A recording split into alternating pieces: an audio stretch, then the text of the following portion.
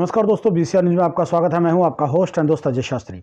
जी हां दोस्तों, आज हम बात करेंगे संसद में चल रहे सत्र के बारे में। जी हां, जहां पर हमारे जो गुलाम नबी आज़ाद जी हैं उनका कार्यकाल समाप्त हो रहा है, तो उस पर जो फेयरवेल स्पीच जो होती है, जो हमारे प्रधानमंत्री साहब ने दी है आज़ाद जी के ऊपर, बहुत ही भावुकता से उन्होंने वो स्पीच दी है। तो आइए दिखाते हैं कि किस तरह से उन्होंने अपना प्यार जाहिर किया है गुलाम नबी आज़ाद पर, और कश्मीर के बारे में क्या क्या बताया है, और किस तरीके से जब वो मुख्यमंत्री थे हमारे पीएम साहब यानी कि नरेंद्र मोदी जी, और जिस तरीके से उनकी वार्तालाप होती थी उस वक्त जम्मू कश्मीर से गुलाम नबी आज़ाद जी की, और मुख्यमंत्री हमारे जो मुख्यमंत्री रहे मोदी जी, जो फिलहाल हमारे प्राइम मिनिस्टर हैं, उनकी कैसे वार्तालाप होती थी उसको मतलब बता करके, मतलब भावुक भाव से जो उन्होंने एक फेयरवेल स्पीच दी है, वो बहुत ही भावुकता से दी है। तो एक बार आपको लेकर चलते हैं कि किस तरीके से मोदी जी के आंसू भी निकल आए और इतने भावुक हो गए थे वो इस फेयरवेल स्पीच को देते हुए। आइए आपको लेकर चलते हैं संसद, जहां पर ये सत्र चल रहा है। जब आप मुख्यमंत्री थे, मैं भी एक राज्य का मुख्यमंत्री के नाते काम करता था। हमारी बहुत गहरी निकटता रही उस कार्यकाल में। शायद ही कोई ऐसी घटना मिल सकती है कि जबकि हम दोनों के बीच में कोई संपर्क सेतु न रहा हो। एक बार गुजरात के यात्री, क्योंकि जम्मू कश्मीर में जाने वाले टूरिस्ट में गुजरात बहुत बड़ा नंबर रहता है, और टेररिस्टों ने पर हमला कर दिया। करीब 8 लोग शायद मारे गए। सबसे पहले गुलाम नबी जी का मुझे फोन आया।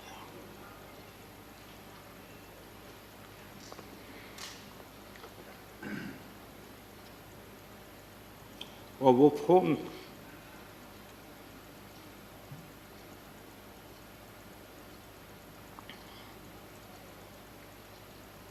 सिर्फ सूचना देने का नहीं था,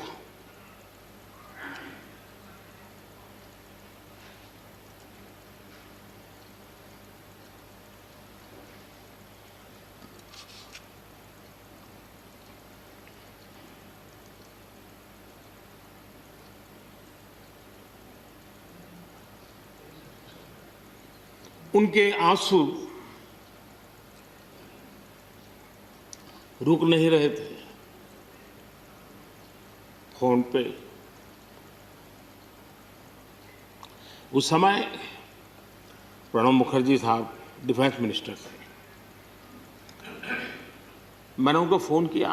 मैंने कहा, साहब अगर फोर्स का हवाई जहाज़ मिल जाए डेड बॉडी को लाने के लिए। रात देर हो गई थी। प्रणब मुखर्जी साहब ने कहा, आप चिंता मत कीजिए, मैं करता हूँ व्यवस्था। लेकिन रात में फिर गुलाम नबी जी का फोन आया। वे एयरपोर्ट थे।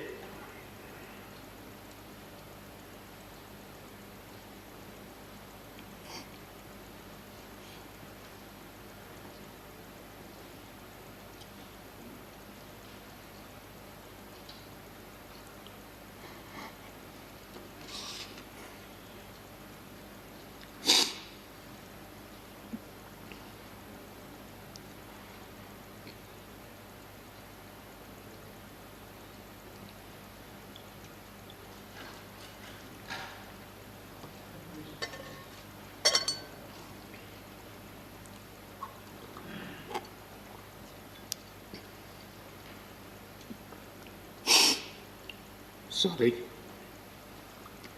उस रात को एयरपोर्ट से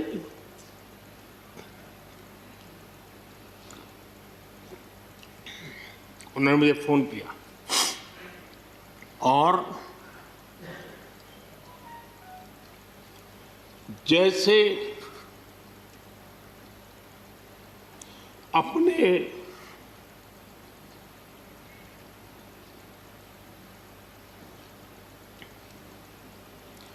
परिवार के सदस्य की चिंता करें,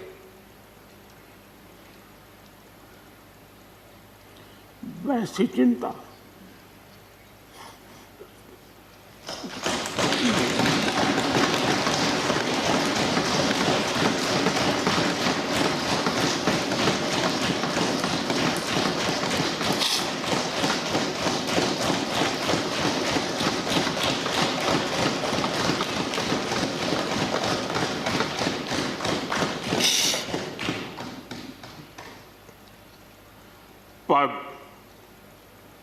सत्ता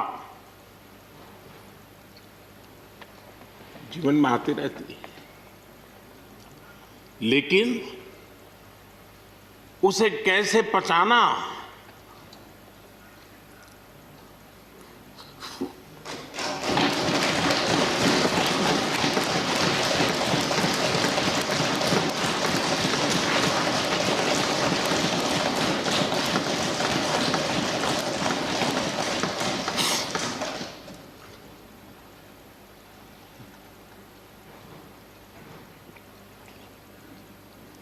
मेरे लिए बड़ा भावुक पल था।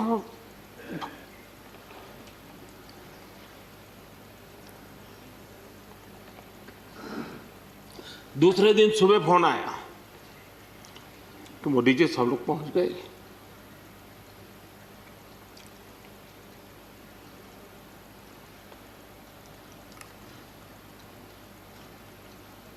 इसलिए एक मित्र के रूप में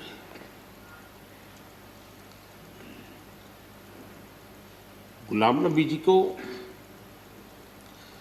घटना और अनुभव के आधार पर मैं आदर करता हूं। जी हाँ दोस्तों, अभी आपने देखा कि हमारे जो आदरणीय प्रधानमंत्री जी हैं संसद में फेयरवेल स्पीच दे रहे थे गुलाम नबी आज़ाद साहब के लिए, तो देखा किस तरह से वो भावुक होकर रोने लगे और किस तरीके से उनका दर्द जो है छलक रहा था, जो कि उनसे बोला भी नहीं जा रहा था। इस तरह से हम पहली बार देख रहे हैं कि प्रधानमंत्री होने के बाद एक राज्य के मुख्यमंत्री को इतना प्यार कर रहे हैं। अब से पहले हमने पूरे भारत में जब से हम होश संभाला या हमारे होश संभालने से पहले इस तरह का भाषण हमने किसी भी प्रधानमंत्री का इस तरह से दर्द छलकाते हुए फेयरवेल स्पीच में हमने नहीं देखा। तो ये होता है भारत का प्यार। भारत को एकजुट करने के लिए हमारे आदरणीय माननीय प्रधानमंत्री श्री नरेंद्र मोदी जी पुरजोर कोशिश कर रहे हैं, लेकिन जो कुछ ताकतें हैं वो कोशिश यही कर रही है कि भारत जो है बिखरा रहे और आपस में लड़ता झगड़ता रहे।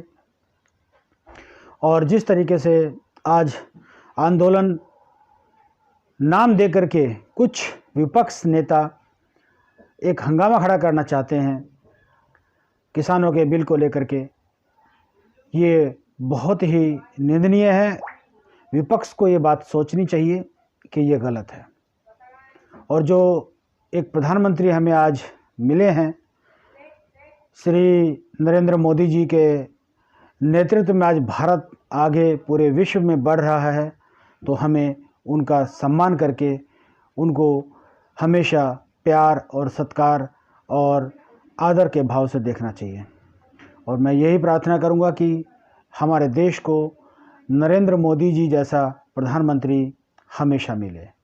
जी हाँ, आज ये स्पीच देखकर कोई हिंदू या मुस्लिम वाली बात नहीं कर सकता, क्योंकि जिस तरीके से संसद में फेयरवेल स्पीच के अंदर आदरणीय श्री नरेंद्र मोदी जी ने स्पीच दी है और भावुक होकर वो रोने लगे, आंखों में उनके आंसू आ गए और किस तरीके से वो आंसू पहुँच रहे हैं, उनसे बोला भी नहीं जा रहा है।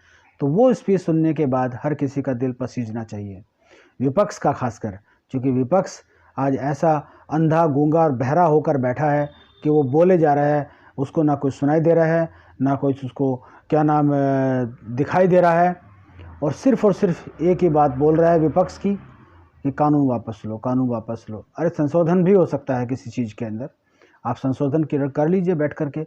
जबकि प्रधानमंत्री जी ने कहा कि मैं एक कॉल दूर हूँ आपसे, आप एक कॉल कीजिए, मैं आपसे टाइम लेकर के अपना टाइम आपको दूंगा और मीटिंग करूंगा, अगर आपको जो भी प्रॉब्लम है उसको हम सॉल्व करेंगे। लेकिन विपक्ष जो आज जिद पर अड़ा हुआ है वो नहीं चाहता कि इस बात का कोई सॉल्यूशन निकले और देश का आंदोलन ख़त्म हो।